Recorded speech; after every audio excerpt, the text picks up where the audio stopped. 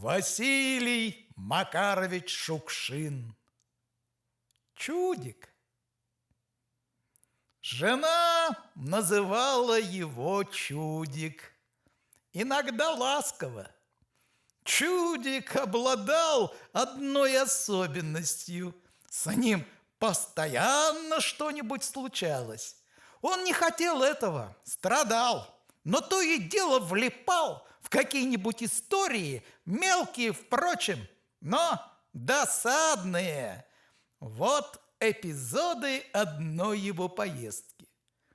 Получил отпуск, решил съездить к брату на Урал. А лет 12 не виделись. «А где блесна такая на подвид битюря?» – орал Чудик из кладовой. «Я откуда знаю?» «Да вот все же тут лежали!» Чудик пытался смотреть круглыми сине-белыми глазами. «Все тут, а этой, видите ли, нету?» «На битюря похожая!» «Ну, щучья!» «Я ее, видно, зажарила по ошибке». Чудик некоторое время молчал. «Ну и как? Что? Вкусная!» Он совсем не умел острить. Ему ужасно хотелось. Зубки-то целые, она ж дюралевая. Долго собирались, до полуночи. А рано утром Чудик шагал с чемоданом по селу. «На Урал! На Урал!» – отвечал он на вопрос, куда он собрался. «Проветриться надо!» При этом круглое мясистое лицо его, круглые глаза выражали в высшей степени плевое отношение к дальним дорогам. Они его не пугали. На Урал! Но до Урала было еще далеко. Пока что он благополучно доехал до районного города, где ему предстояло взять билет и сесть на поезд. Времени оставалось много. Чудик решил пока накупить подарков племешам. Конфет, пряников. Зашел в продовольственный магазин, пристроился в очередь.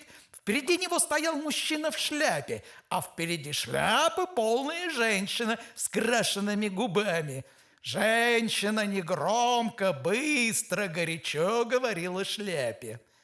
«Представляете, насколько надо быть грубым, бестактным человеком? У него склероз. Хорошо, у него уже 7 лет склероз. Однако никто не предлагал ему уходить на пенсию. А этот без году неделя руководит коллективом и уже... Может, вам, Александр Семенович, лучше на пенсию?» Нахал! Шляпа поддакивала. «Да-да, они-то теперь такие. Подумаешь, склероз, а Сумбатыч тоже последнее время текст не держал. А это как ее?» Чудик уважал городских людей. Не всех, правда. Хулиганов и продавцов не уважал. Побаивался. Подошла его очередь. Он купил конфет, пряников, 3 плитки шоколада и отошел в сторонку, чтобы уложить все в чемодан. Раскрыл чемодан на полу, стал укладывать, что-то глянул на полу-то. А у прилавка, где очередь, лежит в ногах у людей 50-рублевая бумажка. Этакая зеленая дурочка лежит себе, никто ее не видит. Чудик даже задрожал от радости, глаза загорелись. В торопях, чтоб его никто не опередил, стал быстро соображать. Как бы повеселее, поостроумнее сказать этим в очереди про бумажку. «Хорошо живете, граждане», — сказал он громко и весело. На него оглянулись. «У нас, например, такими бумажками не швыряются. Тут все немного поволновались. Это ведь не тройка, не пятерка. 50 рублей, полмесяца работать надо. А хозяина бумажки нет. Наверное, тот в шляпе, догадался Чудик. Решили положить бумажку на видное место на прилавке. «Сейчас прибежит кто-нибудь», — сказала продавщица. Чудик вышел из магазина в приятнейшем расположении духа. Все думал, как это у него легко, весело получилось. У нас, например, такими бумажками не швыряются, а? Вдруг его точно жаром всего обдало.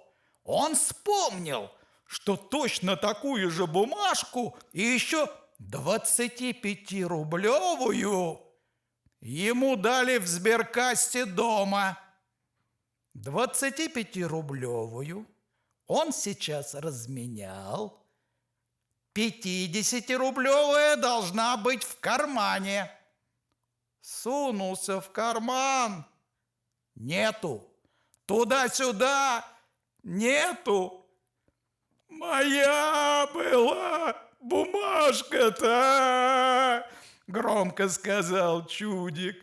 «Мать твою так-то! Моя бумажка-то!» Под сердцем даже как-то зазвенело от горя. Первый порыв был пойти и сказать: «Граждане, моя бумажка-то, я их 2 получил в сберкассе, одну 25-рублевую, другую полусотельную. Одну 25-рублевую сейчас разменял, а другой нету». Но только он представил, как он огорошит всех этим своим заявлением, как подумают многие. Конечно, раз хозяина не нашлось, он и решил прикарманить. Нет, не пересилить себя, не протянуть руку за проклятой бумажкой. Могут еще и не отдать. «Да почему же я такой есть-то?» Вслух горько рассуждал Чудик. «Что теперь делать?» Надо было возвращаться домой. Подошел к магазину, хотел хоть издали посмотреть на бумажку. Постоял у входа и не вошел. Совсем больно станет. Сердце может не выдержать.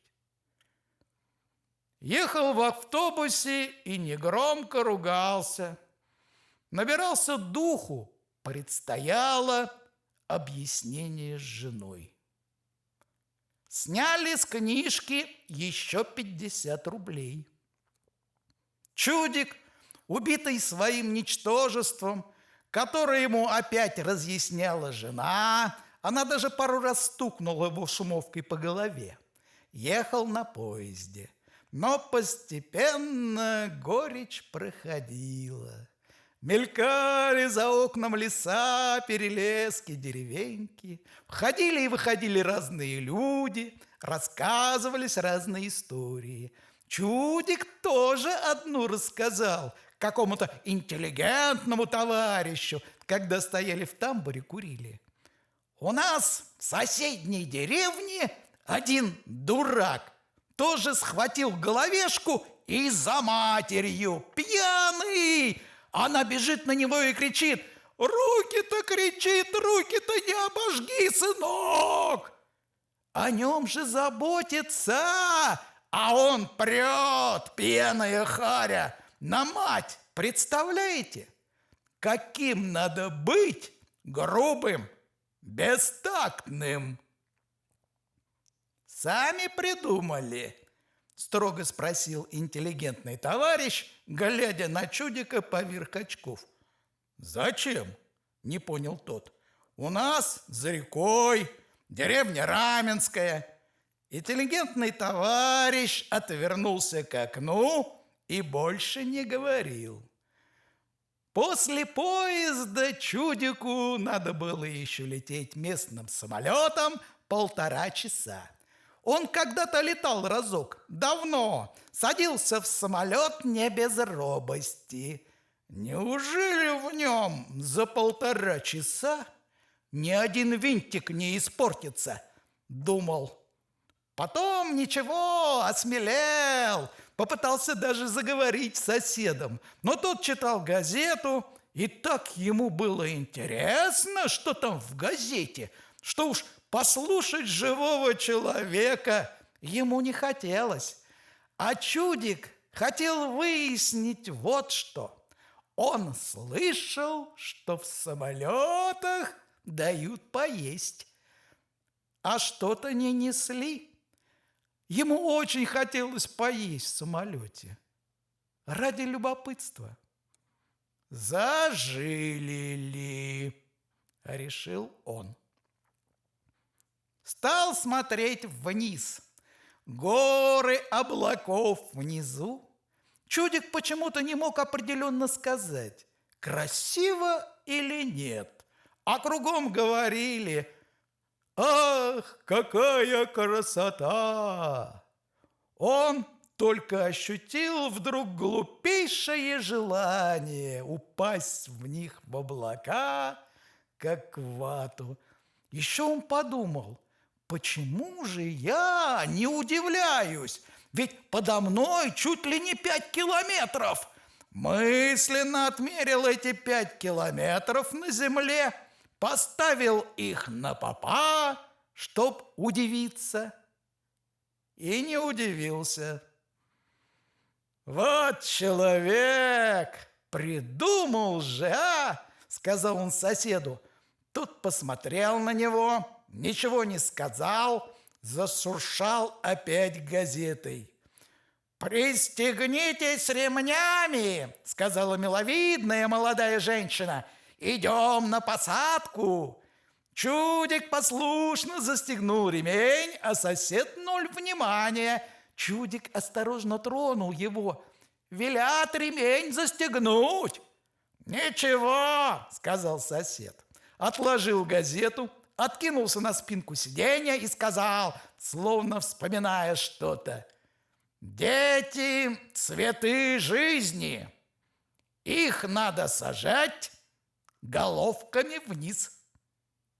«Как это?» – не понял чудик.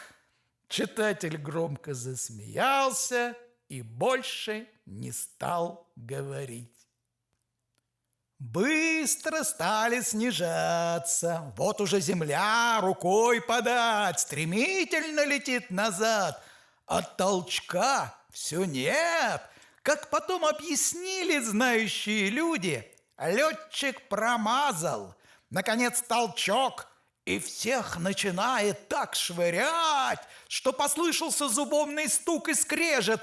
Этот читатель с газетой сорвался с места, боднул чудика лысой головой, потом приложился к иллюминатору, потом очутился на полу.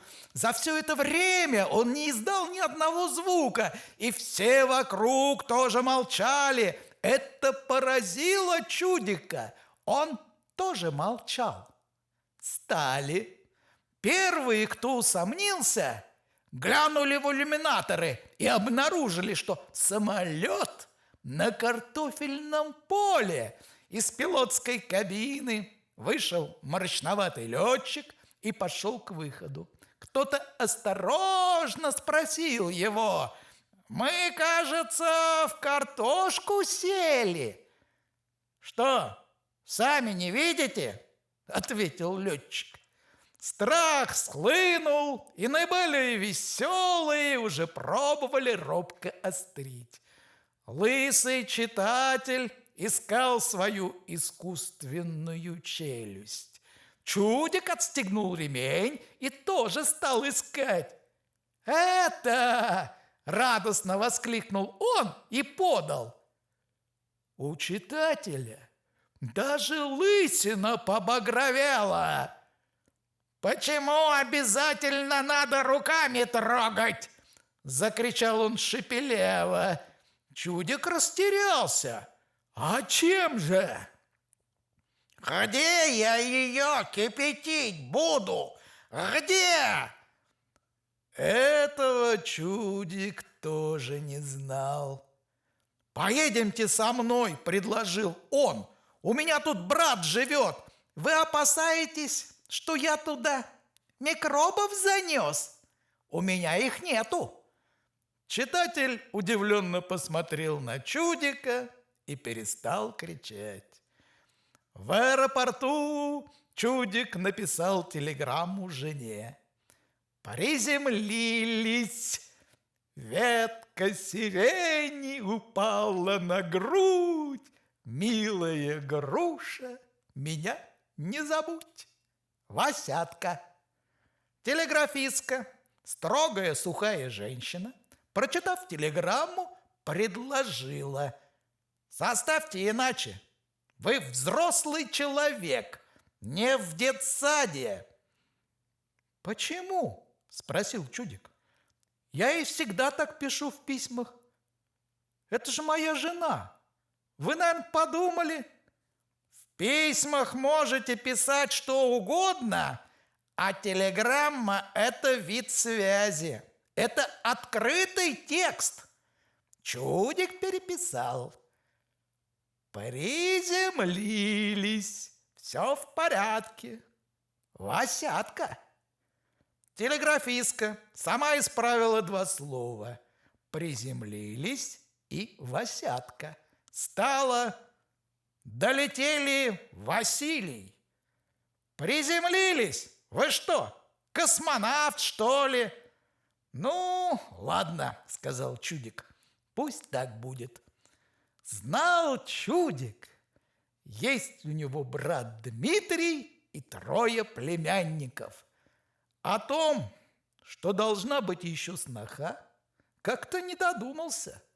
Он никогда не видел ее, а именно она, сноха, все испортила, весь отпуск.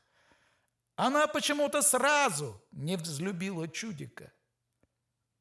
Выпили вечером с братом, и Чудик запел дрожащим голосом. Тополя! Софья Ивановна, сноха, выглянула из другой комнаты, спросила зло: а можно не орать? Вы же не на вокзале, верно? И хлопнула дверью.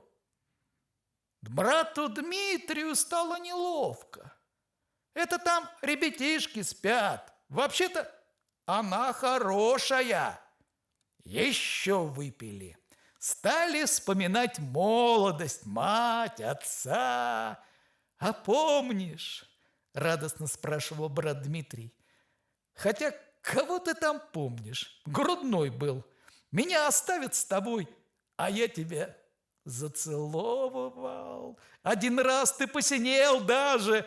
Попало мне за это. Потом уже не стали оставлять. И все равно только отвернуться, а я около тебя опять целую. Черт знает, что за привычка была. У самого-то еще сопли по колено, а уж это с поцелуями. А помнишь, тоже вспомнил Чудик, как ты меня... Вы прекратите орать! Опять спросила Софья Ивановна, совсем зло, нервно. Кому нужно слушать эти ваши разные сопли да поцелуи? Тоже разговорились. Пойдем на улицу, сказал Чудик. Вышли на улицу, сели на крылечке. А помнишь, продолжал Чудик, но тут с братом Дмитрием что-то случилось. Он заплакал и стал колотить кулаком по колену. Вот она, моя жизнь. Видел, сколько злости в человеке, сколько злости!» Чудик стал успокаивать брата. «Брось, не расстраивайся, не надо. Никакие они не злые, они психи. У меня такая же». «Ну чего вот не взлюбила? За что? Ведь она не взлюбила тебя, а за что?» Тут только понял Чудик, что да, не взлюбила его сноха. А за что? Действительно. А вот за то, что ты никакой не ответственный, не руководитель. Знаю я ее, дуру, помешалась на своих ответственных. А сама-то кто, а? Буфетчица в управлении, шишка на ровном месте, насмотрится там и начинает. Она и меня-то тоже ненавидит, хоть я тоже ведь не ответственный и из деревни. В каком управлении-то? В этом. Горно не выговорить сейчас. А зачем выходить-то было? Что она, не знала, что ли? Тут и Чудика задело за живое. «А в чем дело-то вообще-то?» Громко спросил он, не брата, кого-то еще. «Да если хотите знать, почти все знаменитые люди вышли из деревни. Как в черной рамке, так смотришь, выходец из деревни, надо газеты читать, что не фигура понимаешь, так выходец, рано пошел работать. А сколько я ей доказывал, в деревне-то люди лучше, не заносистые. А Степана-то Воробьева помнишь? Ты ж знал его». «Знал, как же. Уже там, куда деревня, а, пожалуйста, герой Советского Союза, 9 танков уничтожил, на таран шел, матери его теперь пожизненно пенсию будут 60 рублей платить, а разузнали только недавно, считали без вести. А Максимов Илья, мы же вместе уходили, пожалуйста, кавалер 3 степеней. Но про Степана ей не говори, не надо. Ладно, а это-то...» Долго еще шумели возбужденные братья. Чудик даже ходил около крыльца и размахивал руками. «Деревня, видите ли, да там один воздух чего стоит. Утром окно откроешь, так, как, скажи, обмоет тебя всего, хоть пей его, до того свежий, да запашистый, травами разными пахнет, цветами разными». Потом они устали. «Крышу-то перекрыл?» – спросил старший брат негромко. «Перекрыл». Чудик тоже тихо вздохнул. Веранду построил. Любо глядеть. Выйдешь вечером на веранду, начинаешь фантазировать. Вот бы мать с отцом были бы живые, ты бы с ребятишками приехал, сидели бы все на веранде, чай с малиной попивали. Малины нынче уродилась пропасть. Ты, Дмитрий, не ругайся с ней, а то она хуже не взлюбит, а я как-нибудь поласковей буду. Она, глядишь, отойдет. А ведь сама из деревни. Как-то тихо и грустно, изумился Дмитрий. А вот детей замучила. Дура! Одного на пианинах замучила. другую в фигурное катание записала. Сердце кровью обливается, а не скажи, сразу ругань. Да, опять возмутился Чудик, никак не понимаю. Эти газеты, вот, мол, одна такая работает в магазине, грубая. Эх вы, она домой придет, такая же. Вот где горе-то, а я не понимаю. Чудик тоже стукнул кулаком по колену. Не понимаю, почему они стали злые. Когда утром Чудик проснулся, никого в квартире не было. Брат Дмитрий ушел на работу, сноха тоже. Дети постарше играли во дворе, маленького отнесли в ясли. Чудик прибрал постель, умылся и стал думать, что бы такое приятное сделать снохе. Тут на глаза ему попалась детская коляска. «Эге!» – подумал Чудик. «Разрисую-ка я ее!» Он дома так разрисовал печь, что все дивились. Нашел ребячей краски, кисточку и принялся за дело. Через час все было кончено. Коляску не узнать. Поверху коляски Чудик пустил журавликов. Стайку уголком, по низу цветочки разные, травку-муравку, пару петушков, цыпляток. Осмотрел коляску со всех сторон. Загляденье! Не колясочка, а игрушка. Представил, как будет приятно изумлена сноха. Усмехнулся. А ты говоришь, деревня, чудачка. Он хотел мира со снохой. Ребеночек-то как в корзиночке будет. Весь день Чудик ходил по городу, глазел на витрины. Купил катер племяннику, хорошенький такой катерок, белый, с лампочкой. Я его тоже разрисую, думал.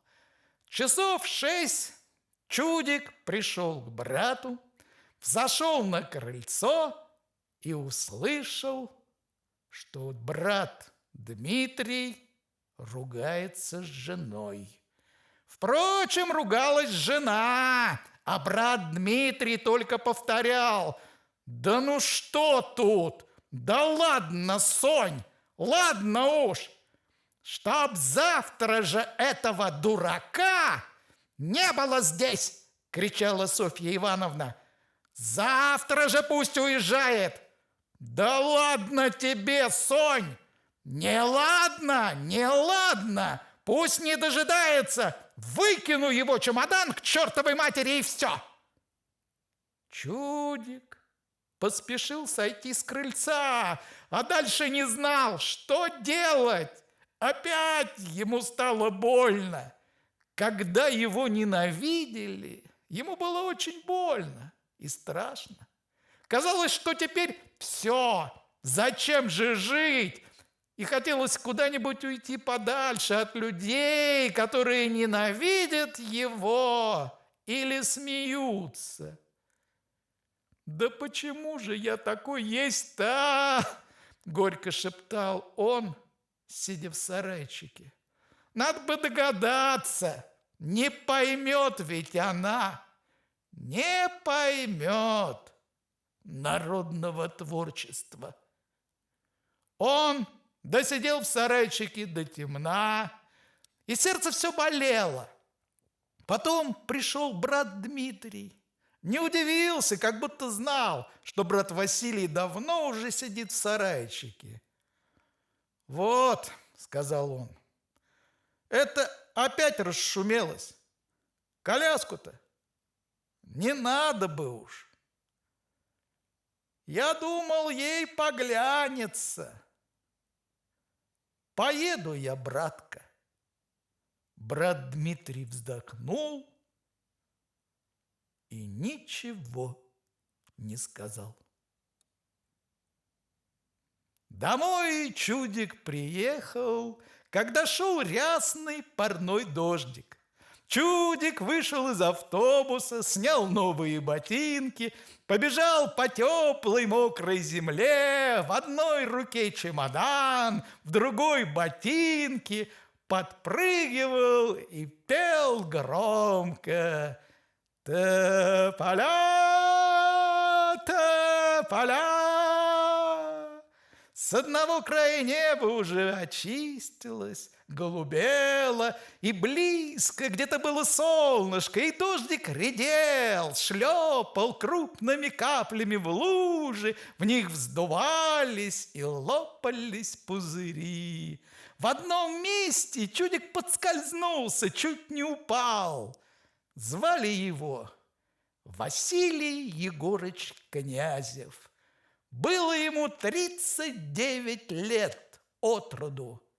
Он работал киномехаником в селе, обожал сыщиков и собак. В детстве мечтал быть шпионом.